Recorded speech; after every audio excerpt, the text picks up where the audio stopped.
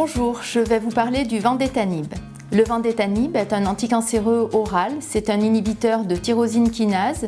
Il est commercialisé sous le nom de Caprelsa et disponible sous la forme de comprimés dosés à 100 et 300 mg. Le Vandetanib est indiqué dans le cancer médulaire de la thyroïde, agressif et symptomatique chez les patients avec une maladie localement avancée, non opérable ou métastatique.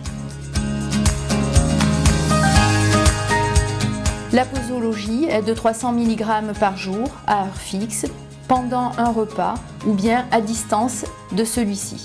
Cette posologie peut être adaptée en fonction de la tolérance ou de la fonction rénale. En cas d'oubli dans un délai de moins de 12 heures, la dose doit être prise. En cas de vomissement, il convient de ne pas prendre de dose supplémentaire et d'attendre la prise suivante. Les comprimés de Vandetanib peuvent être dispersés dans un demi-verre d'eau non gazeuse sans aucun autre liquide, en les remuant sans les écraser pendant environ 10 minutes.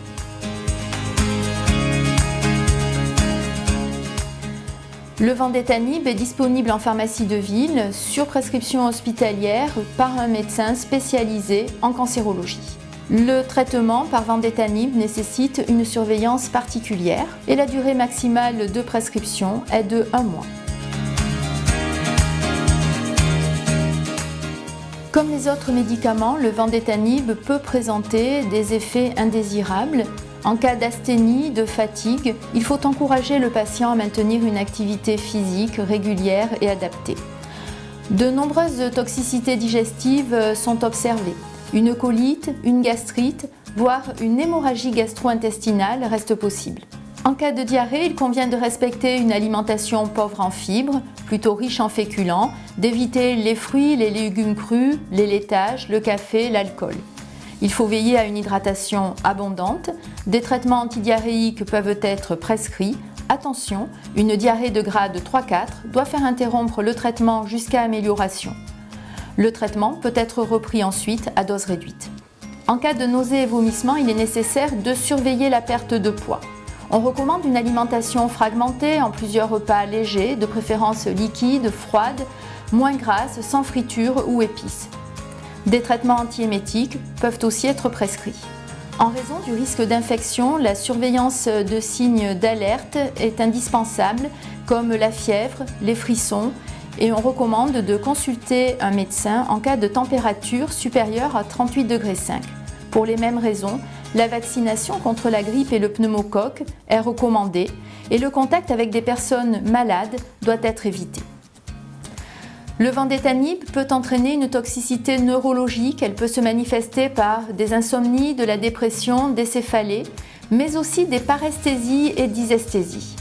On recommande dans ce cas une supplémentation en oligo-éléments, vitamine B1, B6, mais des antiépileptiques ou des antidépresseurs peuvent aussi être prescrits. En cas de dysgeusie, il convient de respecter une alimentation froide ou tiède et d'éviter les ustensiles de cuisine métalliques.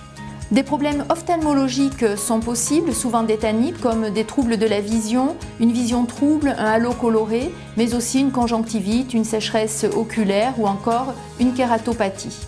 L'ensemble de ces troubles doivent orienter vers un examen ophtalmologique s'ils persistent. La toxicité cardiovasculaire du Vandetanib peut se manifester par un allongement de l'intervalle QTc. C'est la raison pour laquelle il est indispensable de mettre en place une surveillance par électrocardiogramme et ionogramme sanguin, notamment la kaliémie.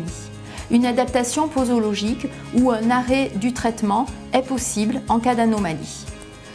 D'autres manifestations cardiovasculaires sont possibles, essentiellement l'hypertension.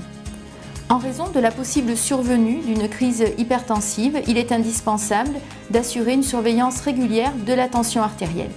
D'autres manifestations cardiovasculaires sont possibles sous Vandetanib, essentiellement l'hypertension artérielle qui nécessite le suivi régulier de la tension artérielle, mais aussi des cas d'insuffisance cardiaque. Le Vandetanib peut entraîner une toxicité rénale qui se manifeste par une protéinurie, une lithiase rénale, une augmentation de la créatininémie, voire une insuffisance rénale. Tous ces signes orientent vers une surveillance de la fonction rénale régulière. La toxicité pulmonaire du Vandetanib la plus à craindre est celle du risque de pneumopathie interstitielle potentiellement grave.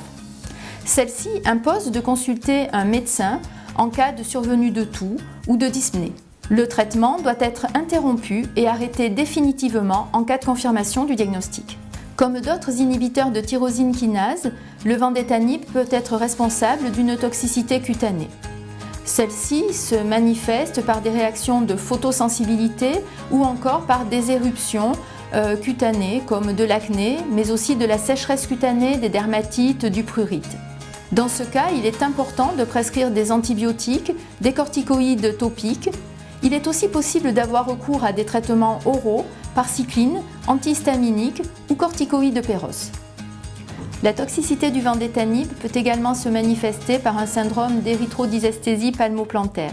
Il est important de recommander aux patients l'utilisation d'un savon doux, d'une crème hydratante, émolliente et surtout, il faut éviter l'exposition au soleil.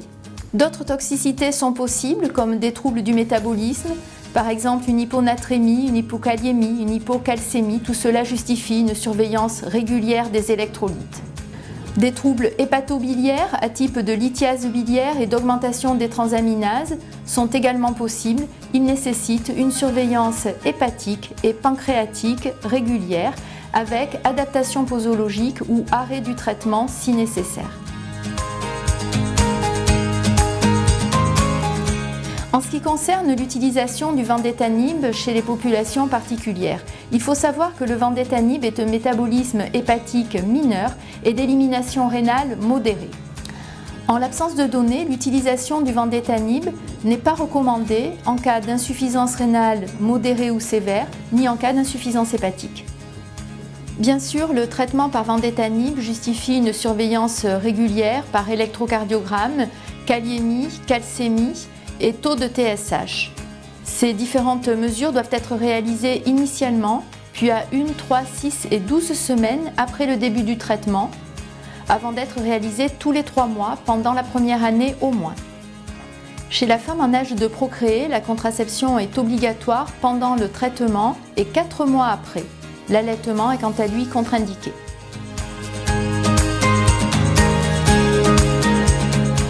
Le vendétanib peut présenter des interactions majeures avec certains médicaments comme les médicaments allongeant le segment QTC, les inducteurs du cytochrome 3A4, mais aussi les substrats de la PGP et de l'OCT2.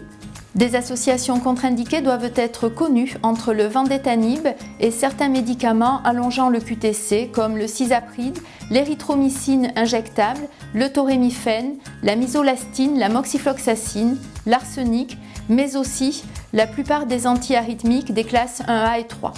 D'autres associations sont déconseillées, elles doivent être connues.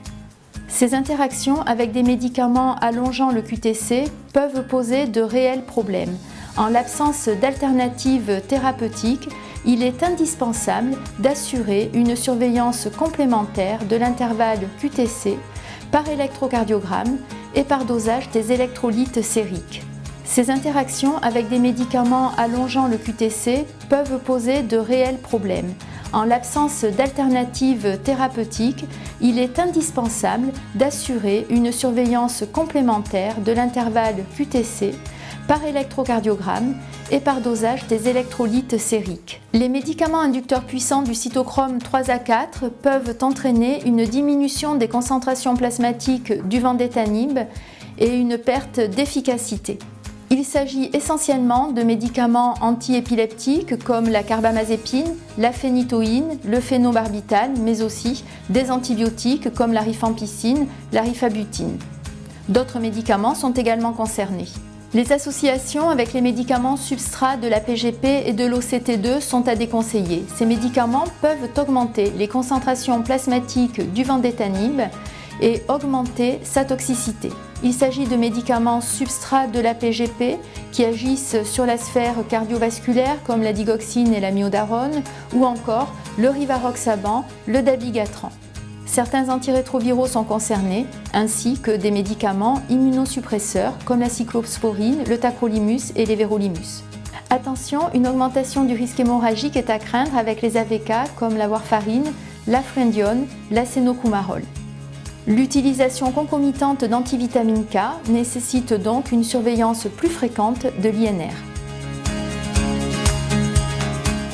Certaines plantes ou aliments peuvent interagir avec le vendétanib.